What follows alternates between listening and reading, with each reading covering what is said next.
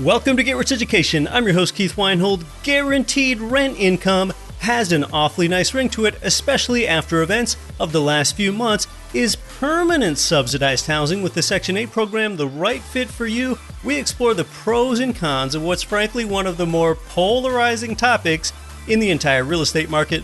But first, we have developed a vaccine. It's an economic one. Today on Get Rich Education. Fortunately for you, Congress has made it possible to get up to $200,000 out of your current 401k or TSP to invest in real estate or your own business, and that's even if you're still working. The thing is, you can get all this money tax-free.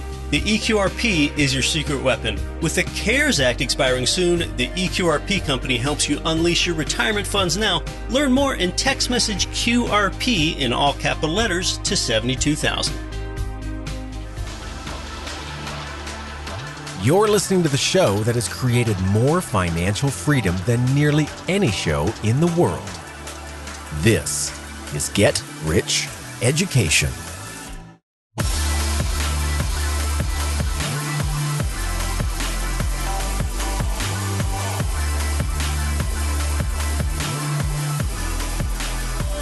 Welcome to GRE, from Milford, Delaware to Medford, Oregon, and across 188 nations worldwide.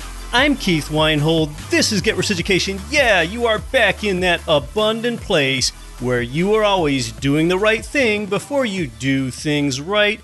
You need to understand something. Due to taxes and inflation and other reasons that we discuss here, savers lose wealth.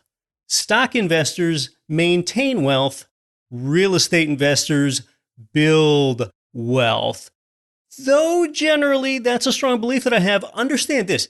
That is true when a person has somewhat of a financial education. It doesn't take an extensive one. But if a person has zero financial education, then you know what? I'd actually say that you're more likely to lose some money in real estate than you are stocks. If you're just throwing darts at a board, I think you're more likely to lose less with stocks.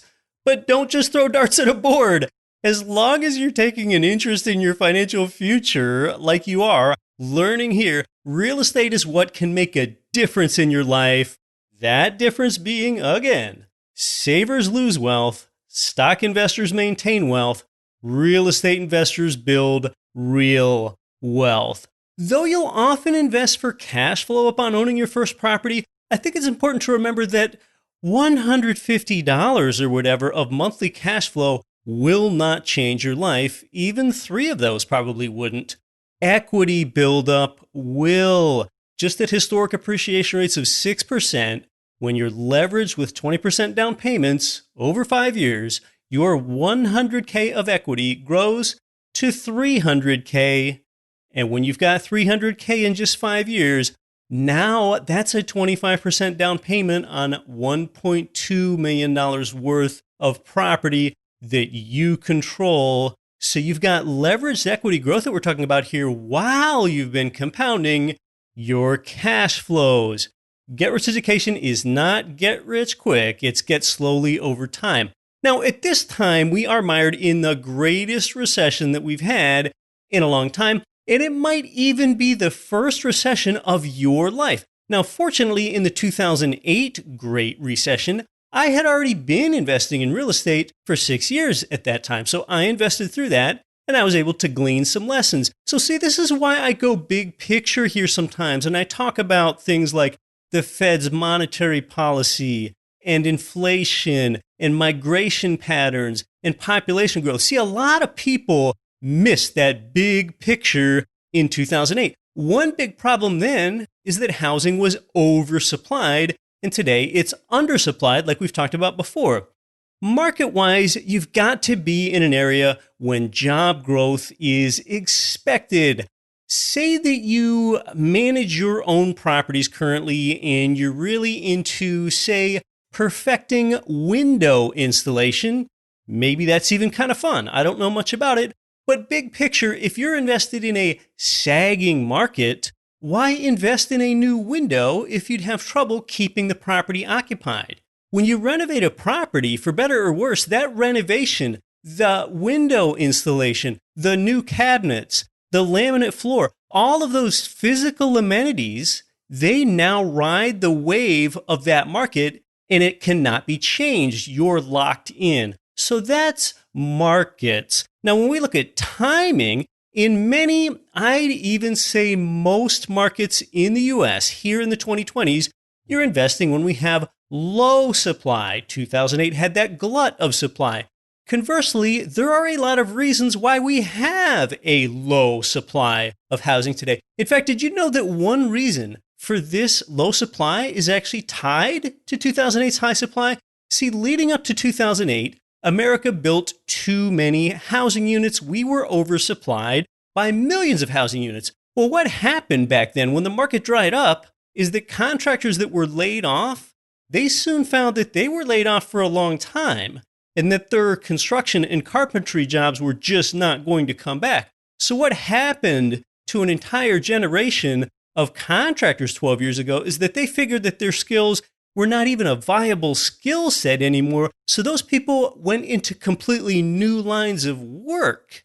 So years after the 2008 recession, when supply began to get gobbled up by a rising population, people continued to need places to live. Well, then those contractors that got burnt so badly that became jobless then, they weren't going to go back and become contractors because they had found those new lines of work.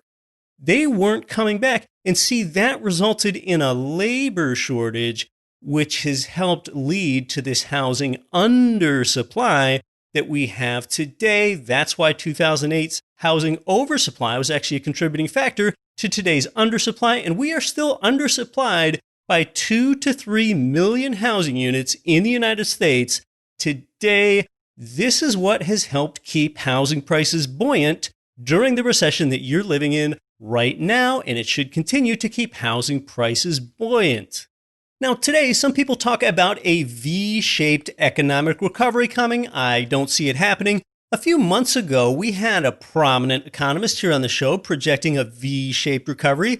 I told you back then the same thing I'm telling you now. I do not see it. I don't see a V. I still see this Nike swoosh-shaped recovery, long and slow. I mean, come on, it is impossible for the general economy to be all the way back by the end of the year. Some of those lost jobs just aren't coming back. It will take time to rematch talent with a productive job.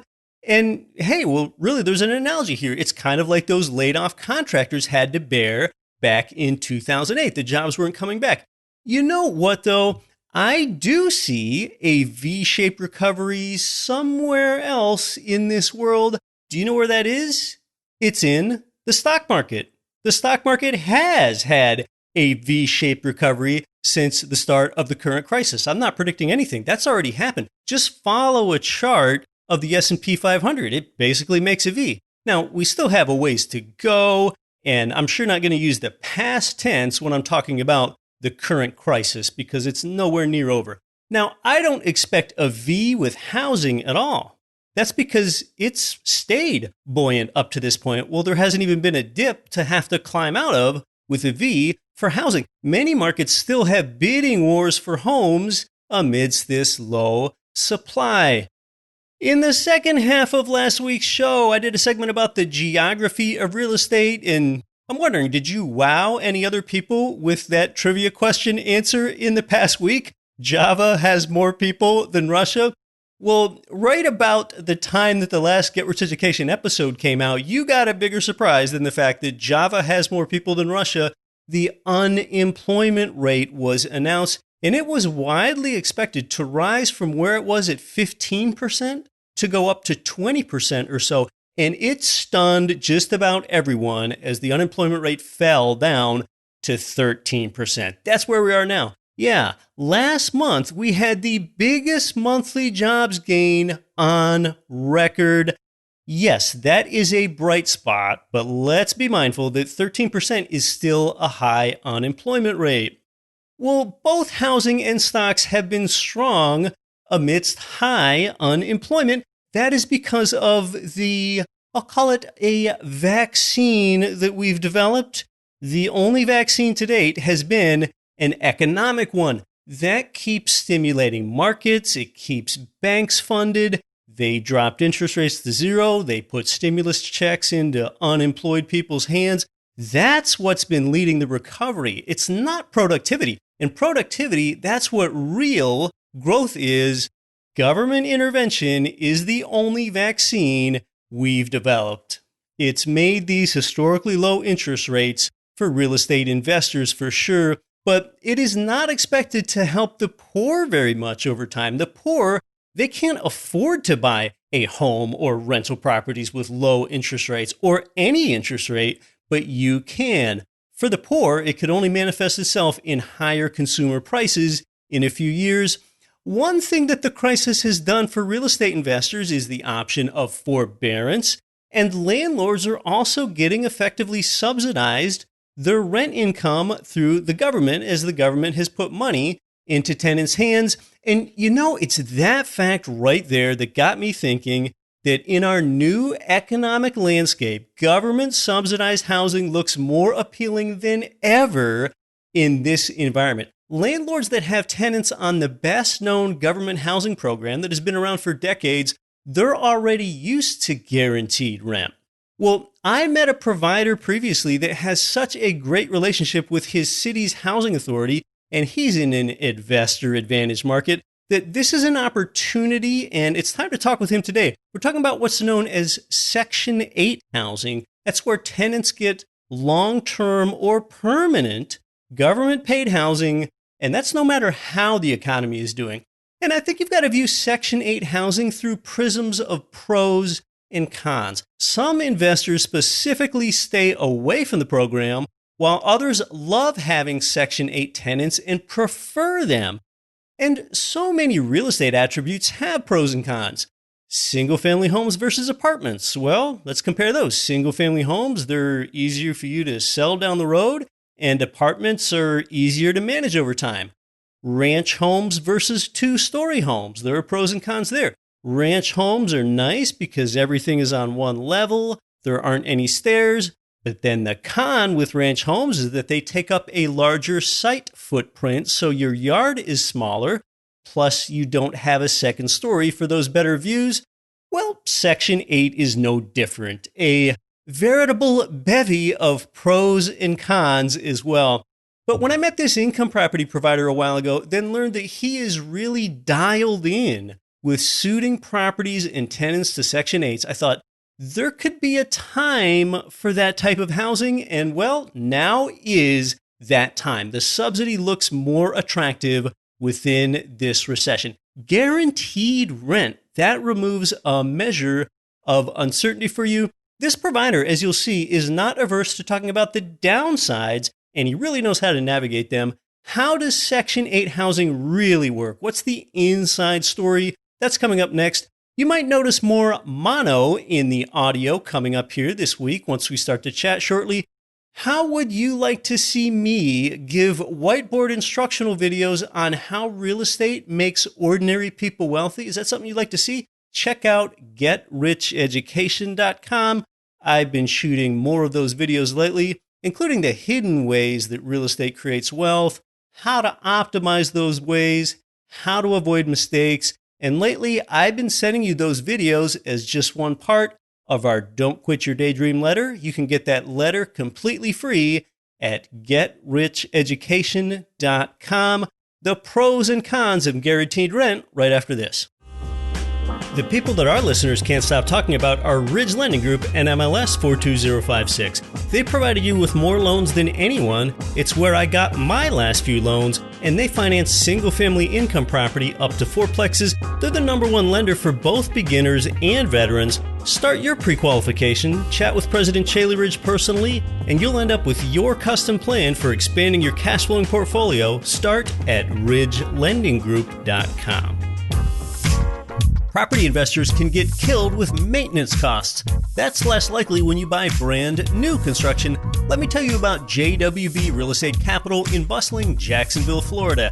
They pioneered the build-to-rent model where you can invest in new construction, turnkey rental property. That's why JWB was featured on the front page of the Wall Street Journal. To learn more and see inventory, start now at newconstructionturnkey.com. This is Ridge Lending Group's president, Shaylee Ridge. Listen to Get Rich Education with Keith Weinhold. And remember, don't quit your daydream.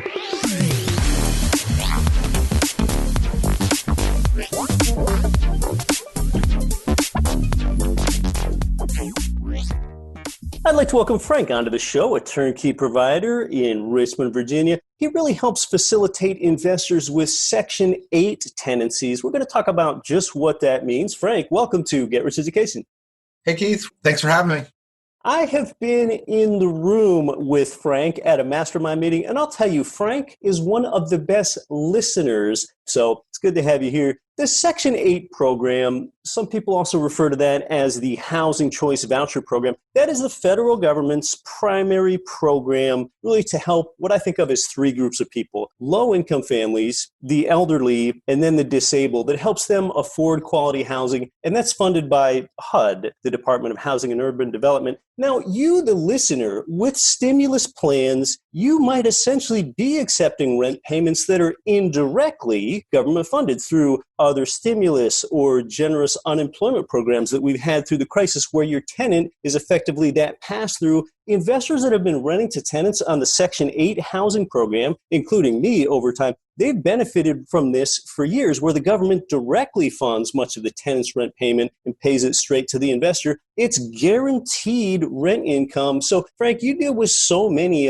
Section 8 tenants in your portfolio there, and I really think of Section 8 as having a lot of pros and cons as a program. So tell us your thoughts about some of the pros and cons of the Section 8 housing program. Let's go cons first. So in its truest form, you did a great job of summarizing that, Keith, and it's incredible how prepared you are. What Section 8 is it's meant to help people afford housing who can't. And you summarize it kind of in three separate classes. I'm going to kind of lump a few things into this as well. So we provide workforce and affordable housing. That's what we provide, and we provide it well. So Section 8 is one section of this, but then there's a lot of charities and there's churches and there's different groups as well who do something similar, but it's all kind of modeled after the Section 8 program, which comes from, as you said, the U.S. Department of Housing and Urban Development. That's what the system is. Here's the downside, or here are the negative connotations around it. A lot of people are worried in renting to people through Section 8 that you're going to get a bad tenant, you're going to get someone who trashes the property. You're going to get a lot of those different things. So what I always talk about is no two people are created equal. No two Section 8 applicant are created equal either. And why is that relevant? Why do I bring that up? Just because you have a voucher doesn't mean you should rent to them, or just because you don't, you shouldn't. It all comes down to the process of properly vetting the renter each and every time. Now, this is a lot more art than science. And I think it's really important to know that. There is certainly the way for you to go through the traditional kind of rigors of pre-qualifying someone and going through that. We're pretty good at figuring out who does and who does not perform. And it's rental history, it's talking to people, it's meeting them, sometimes it's going to their current residence to see how they keep it. Like, those are the little things that your rental management company needs to do to make sure you're getting the right person. And as I said, we've had some horror stories, but we rented hundreds of these things, if not into the somewhere between 500 and 1,000 easily. We've had a handful of issues. If you vet the right person, that's it. But like, when you hear a negative connotation, it's usually about my place is going to get trashed. And what I'm telling you is that isn't always the case, but that's the negative. Sometimes one's place gets trashed even outside the Section 8 program, of course. So when we think about Section 8, I think about that on a couple levels. The investor is thinking about that tenant qualification, like we're talking about, and they're also thinking about the quality of the property. And I think it's important to remember that the Public Housing Authority, they have their own screening process for applicants, and that includes that Public Housing Authority. In order for the tenant to qualify for that voucher and get that housing and get that subsidy, the Public Housing Authority runs a criminal background check and drug testing and verification of income and things like that. Yeah. If the term golden ticket means anything to you, the Section 8 voucher is a golden ticket. Once they get a voucher, they don't want to lose it. So The negatives, I'm done with the negatives. I'm going to move to the positives. And here's some of them. Are there good people in Section 8? Heck yeah. Are there bad people? I'm sure. Most people that we meet, so what we do with our properties, we treat them in a way that we want to promote a sense of pride of rentership. And what we mean by that is we fix it up nice. We get it ready for these folks. They're not going to have really expensive electric bills. You live in Anchorage, Alaska, huge heating bills could be something with a not a properly renovated home that you're going to deal with. So the first thing we do is we appoint the home so the person who's moving in is safe and it's affordable. And then it promotes a sense of pride and rentership. Why is that important? In a lot of instances, Section 8 has a very low bar. So if you provide better than the minimum, you're going to provide or attract better than the minimum type of renters. So that's what we typically do. We renovate to a standard where people move in and they actually treat the home well. In addition to that, I mentioned the golden ticket thing. If a tenant goes bad, something goes wrong in their life, it's kind of like cash for keys. The last time there was a downturn, you would go through these short sales, and Wells Fargo figured out they were better off throwing you a couple $1,000 if you couldn't pay your mortgage to leave the house in great shape versus have an end of the world party and smash all the walls. Right. It's the same thing with these tenants. If something goes wrong, and things do, you talk to them and you say, what's wrong? What's happening? And they're like, look, so-and-so happened. I had a nephew who moved in. He's a bad seed. I was trying to give him help. Like, that's happened. So we're like, look, we can't extend you because you brought your nephew in, but we don't want to report you to the system. We don't want you to lose your voucher. Are you willing to help us on your exit? Are you willing to leave the house in great shape? So this is where the negotiation comes in. And what happens here is we're preserving an asset. That is our goal. And if you treat Section 8 renters like human beings and you talk to them and you figure out what happened, what went wrong, how do we help? What can we do to make your life better? Even though we're not going to extend you in the lease, it goes so far. Your properties don't get trashed. They move out and they sweep. A couple of $100 to them, which is legal to give them on move out, goes so far. So what I'm getting at is this is that golden ticket, they don't want to lose it. So if they do make a mistake, they don't want double jeopardy. They don't want to also get evicted or get pushed out of a property and lose the voucher. So what they do is they realize, okay, I made a problem. I can't rent from you anymore, but will you work with me if I work with you? And Keith, what I'm telling you, it goes a really long way there. It preserves the asset. You build a name for yourself with folks. You work with them. It's the right thing. It goes a long way. Frank, I'm so grateful that you gave us a concrete example of something that can be difficult and how you've dealt with it. That really helps. When you do talk about the golden ticket, sure, that tenant doesn't want to lose that housing voucher. In fact, oftentimes in Section 8 tenancies, this is why you tend to have lower vacancy rates. Residents often stay in the Section 8 housing program longer because of the guaranteed assistance, and they can continue to do that as long as there isn't a dramatic change in their income or their family size. So we've been talking about tenancies, and then when we talk about the physical property, I have rented to Section 8 tenants in the past, and shortly before the tenant moves in, a case manager comes over to the property and they do a pretty extensive inspection before that Section 8 tenant can even move in. And then the case manager does an annual inspection each year after the tenancy begins. So the case manager, and there are pros and cons of this, they go around and they check out the place. Is the plumbing and electrical up to code? Does the kitchen stove work? Are the stair railings secure for safety? Does the window open and close all the way? I had difficulty with a case manager one time because I had a window on a property that closed for all but 1 inch, and they would not rent the place to that tenant until that window closed. So there are really pros and cons within that case manager inspection. The pro is, well, you kind of get a free safety inspection of your place, and the con is that sometimes there are things you need to deal with and work out in order for that tenant to occupy that unit. I was on a call earlier today. Someone talked about Section 8. They're like, you hear slumlord. That's immediately what you think about. And I think some people are that way, but you don't have to be that way. And if you're not, you're going to get good residents. One of the things that we really do, I talked about the pride of rentership, and it's important. If you provide a great house, the system is built to kind of help people for a very short period of time. Some people are professional renters who stay forever. It just is. Right, wrong, indifferent. I'm a landlord. I want to collect my rent. I'm not a politician. So they're going to decide what the politics are of it, and I'm going to provide a good property, and I'm going to collect rent. So we're key of the coronavirus, right? Or, whatever you want to say. This is the upside of the government program. Let's just say there's a family, and they move into this property. The government, as you said, kind of uses a sifting process, right, in a qualification. And let's just say in our market, a 3-bedroom, 1-bath is going to rent for about $1,300. So what they're going to do is they're going to say, okay, affordable for this family is, I'm going to make the math really easy, $1,500.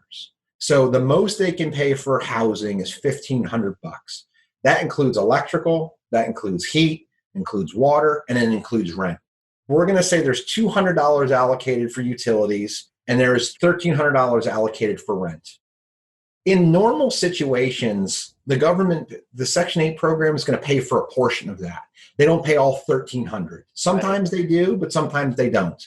So let's just say they come and they say, okay, we'll pay $1,000, you'll pay the $300 because you have a job, and that's what's affordable for you. So there's a balance. So we collect a check every month for $1,000 in this instance directly from our local administrator of the Section 8 program. And the $300 comes from the residents. And then it's the residents' responsibility as well to pay for those utilities. But this is what happens in some instances, and this is what's happened in Corona. A lot of people have lost their jobs. So it's a little bit slow, but the government then will say, okay, they lost their job on March 15th. They will then make up the difference for that. They'll reassess those folks and what they can or can't afford. And then the government will pay the balance of that. So the Section 8 program, in a real life example, we've had someone who lost a job. Their responsibility was roughly $200. I didn't want to evict them over $200, so I kind of wrote it out. And then the government will come back and say, hey, they lost their job. We will now make it up for that period. So you can become whole pretty quickly. But at a minimum, if you don't become whole, you do have a backstop and you're only losing a small portion of rent versus losing all of it, which I know a lot of landlords are dealing with now. And there are a host of reasons as to why someone might qualify for Section 8 housing assistance as a tenant. I had people displaced from Hurricane Katrina in New Orleans that made a long-distance move. Interestingly, I remember asking the case manager, well, now, how long is this person eligible for housing assistance? Does this run out after a certain number of years? They gave me the most surprising answer ever. They said he will get that paid for the rest of he and his family's life. Wow. Have you had any instances where the relief ran out for the tenant? Not in a negative way. So in some instances, people make more money and something like that happens. But by and large, if you're in the system, you kind of remain in the system. I don't meet a lot of the residents, but I did meet one. You know, I was with my parents. So it was the perfect person to meet. She thanked us and told us the nicest house she's ever been in. And she's been in the Section 8 system since the 80s. I mean, if you're doing the math, that's a very long time. Again, I don't know if that's how it's built. We've not seen people lose a voucher for anything other than bad performance. And it's out of the 1,000+ examples, I think I've seen it once or twice. Like, these people just do not want to lose that voucher. Right. There is a greater demand for that voucher than there is supply. And oftentimes that tenant has been on a substantial waiting list to get into that program. They don't want to jeopardize it. They don't want to mess it up. So Frank, tell us more about how your turnkey company there in Richmond, Virginia helps facilitate this for that turnkey investor. Because typically landlords who want to participate in the Section 8 program, they're the ones that apply with the local public housing authority. Is that how it works with you? Yeah. So we chose to be in this market. For a very, very, very, very brief period of my life, my parents actually collected unemployment, a couple months, but it was in the 70s. It was a tough time, and they collected it. And I've always been kind of partial to providing good because it helps. So from that standpoint, we've kind of launched into this space purposely. I'm also a businessman, and I launched into this space for a few reasons. I think it's a good service, and I think someone needs to provide it, needs to do it well. But on the other side of that, it is a real need. And there's a benefit of doing it as an owner because you do get paid a fair amount of money for rents. And we use a statistic that says we make about 120% of normal rents. So we bought a portfolio that we brought up to market. We bought it, real example. They're getting like 3-bedroom, they're getting $799 a month. We go in, we renovate it, we get $1,300 through Section 8. As investors, our returns are great, because we're able to navigate this system. Your question was navigating it. We have a great relationship with our local authority it's called RRHA. There's going to be an authority wherever you are that's going to handle the Section 8. Yeah. And we've got a great relationship with them. They know we respect the tenants. They know we put out a good property. We pass the inspections that you talked about earlier. And we don't pass every one, but we pass most of them. In a lot of instances, they inspect the property every 2 years. They don't even do it every year because we're so good at this. We have such a long track record. So we navigate those waters. If you were going to call cold and call an RRHA, you're probably not going to get a call back for several days to weeks or months. Because we have such a great relationship with them and we already get a huge check from them every month and control a lot of their residents, we can be that facilitator for you. And I used this term earlier. It's kind of an art form more than a science. If you work with an operator who knows the Section 8 program, you know how to utilize it for the best for the residents, but also for the best for you as the owner. Talking about the RRHA, the Richmond Redevelopment and Housing Authority there. Richmond, of course, being the capital city of Virginia. CNBC named Virginia as America's top business state for 2019. So there really are some substantial competitive advantages within the state. You've obviously helped leverage the advantage that you have with the RRHA to help that make fruitful for investors. Tell us some more about why Richmond and the neighborhoods that you select for these housing types. So like why Richmond versus Manhattan? Manhattan, it's impossible to buy something with yield. Richmond is a cool city for this reason. I've lived here for about 6 years. You can find properties on the MLS for under 100 grand and well over $1 million. The majority of our stuff is 300,000 and less. It's an old city. So there's lots of houses that have fallen into disrepair and even pockets in neighborhoods that have fallen into disrepair. So as people who professionally fix houses for a living, there's an evergreen supply. Richmond is one of those really cool southern cities, but it doesn't get all the pub of like an Austin, Texas, or any of those other real Nashville. So what you travel to Nashville and like, it's got all the same stuff we got, it's just more expensive. So we kind of fly under the radar. Because cities that get pressed like Nashville and Austin, they have their values that run up. Rents don't keep up to them proportionally, and they're not profitable. That has not happened in Richmond. That's right. And before everyone had to walk around with a mask, we became a tourism destination because of the fact we have a bunch of breweries. There's a lot of cool nature. There's rivers. So we have draws that bring people in from a tourism plus history. We have a huge tourism draw. And then we also have a lot of businesses that move here.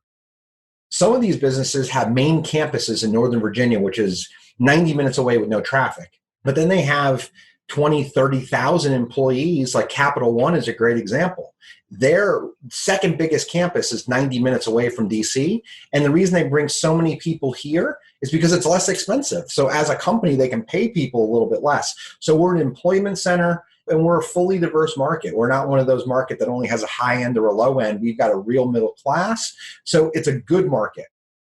I think this is something that's really important to kind of talk about too, Keith. We don't invest in the red spots, like the places where there's high crime. We stay away from those areas.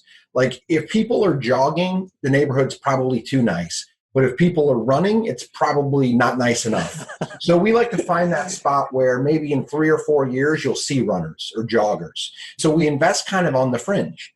And a neighborhood's not going to really be helpful for a national audience, but we have neighborhoods that we'll invest in where maybe the 700, 800, 900 block are selling for 300 to 400 grand, but the 1600 block sells for 150 grand. Those make great rentals. And it's not going to take all that long to get up to 16th. Like in the old days, I used to buy on 4th and 5th, and 7th was like way out there. So we buy in what's called the path of progress.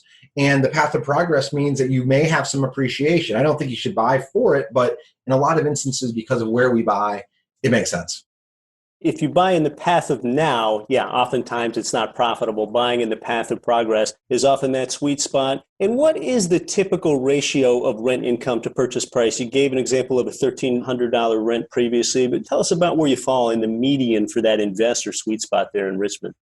So there are a handful that beat that 1% rule, but it's rare. It's really rare. Yeah. I would say 5, maybe 10% of the time we'll find those, but we will oftentimes be somewhere in, if 1% is the sweet spot, it's 0.95, 0.9. So like, I'll give a great example. that $1,300 a month rent will probably sell for $140,000 to $150,000. The cash on cash return, because our taxes are really low. We're not like Pennsylvania where the taxes are higher. We don't have the huge energy bills they have up there because the winters aren't as cold. So because of that, our cash on cash returns are quite strong. If it's $1,300 sells for $145,000, that's going to be like 18.5%. We're talking about the capital of the 12th most populous U.S. state, Richmond, Virginia, a substantial place. It does often stay off the radar. If you want to learn more about how to connect with a turnkey provider that specializes with and has a relationship with the local housing authority for those Section 8 tenants, Frank, is there any last thing that you would like our listeners to know, whether that has anything to do with Section 8 housing or Richmond or the type of rehabs that you do to these properties? So we have a bevy of information, Keith, and we actually did kind of a fact-finding mission with some of the folks who've already reached out to us. We've had somewhere between 50 and 60 folks. So we've actually created just for you an FAQ of the most asked questions from your audience. So we'll put that in a nice glossy. We'll get that over to you. It's literally the questions that your audience is asking. A lot of them you've asked today, but we wanted to be mindful of not only having the message that you really wanted to hear, and I feel like we've got that for you. You can learn more at getricheducation.com/Richmond. Guaranteed rent probably has more value in the marketplace to a lot of people than it did just 1 year ago. Frank, it's been so great having you on the show. Thanks for having me, Keith. Appreciate it.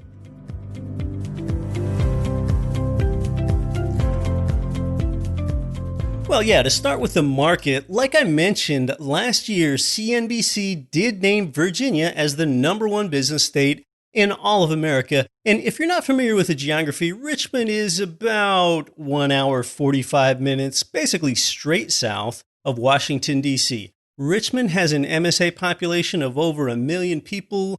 2 major interstates converge there. And big parts of Richmond's economy are driven by law, finance, and government. It is Virginia's capital after all.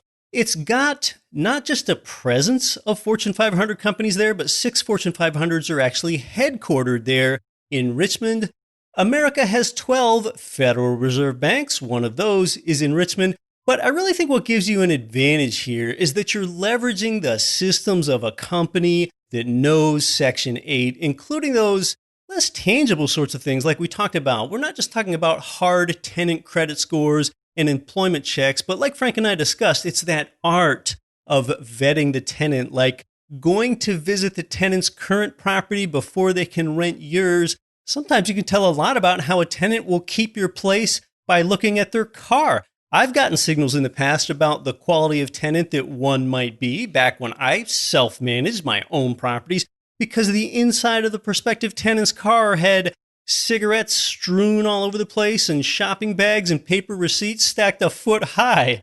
And that's not going to show up on any credit report. So this art of dealing with the tenant is having a provider that leverages a careful understanding with the tenant of like, hey, you're going to need to work with us a bit here. We don't want you to lose your housing voucher. This is, after all, your golden ticket. Well, they do some nice renovations there in Richmond, and they'll manage your property too. It is turnkey. In fact, they own and manage over 300 Richmond area properties. So after you get the report at getricheducation.com/Richmond, the provider can share with you a video of where he walks through some of the renovations virtually with you. But perhaps the greatest value add here for you as that out-of-area, hands-off investor that you are is that they facilitate with the local housing authority for you. And what's typical with these B-class single-family homes are rents of $1,300 and purchase prices of $140K to $150K like we touched on. And 80% of their buyers use financing, so you can lever up here, which is my favorite thing to do at these historically low interest rates. You can often get a little more than market rent on the Section 8 program, and you have that low vacancy because these tenants tend to stay longer. You know something else? When we talk about your mindset of building your long-term resilient portfolio, I talk about being diversified in multiple markets. But when you hear that, you might only think in terms of geography, like maybe you're thinking 3 or 4 different metro areas as different cities and that's it. But you can add diversification layers on top of just geography. See, maybe you want to be in half cash flow centric markets and half appreciation markets. You might call that yield diversification. Maybe you found yourself in 2 distribution centric markets. Then next, you might want to get into a market that's more dependent on, say, medical. Call that sector diversification. With what we've discussed today, Section 8 housing, maybe you want Richmond as your Section 8 market. Well, then you know you've got public-private diversification. And of course, those will also likely be in disparate geographies at the same time. So this is what I mean by layers. Therefore, you have geographic diversification in tandem with either yield, sector, or public-private diversification, and you start to realize that you have laid a substantial foundation for durable real estate wealth. The architecture of your portfolio is what we're talking about here, and this is probably one of those few opportunities where you have a provider that can facilitate this public-funded diversification adequately for you. So start with the report. That's where the provider has already answered a lot of those frequently asked questions for you, and you can follow up with them from there and look at some property. Get started at getricheducation.com/Richmond. I'm Keith Weinhold, back next week to help you build durable real estate wealth. Don't quit your daydream. Nothing on this show should be considered specific, personal, or professional advice. Please consult an appropriate tax, legal, real estate, financial, or business professional for individualized advice. Opinions of guests are their own. Information is not guaranteed. All investment strategies have the potential for profit or loss. The host is operating on behalf of Get Rich Education, LLC exclusively.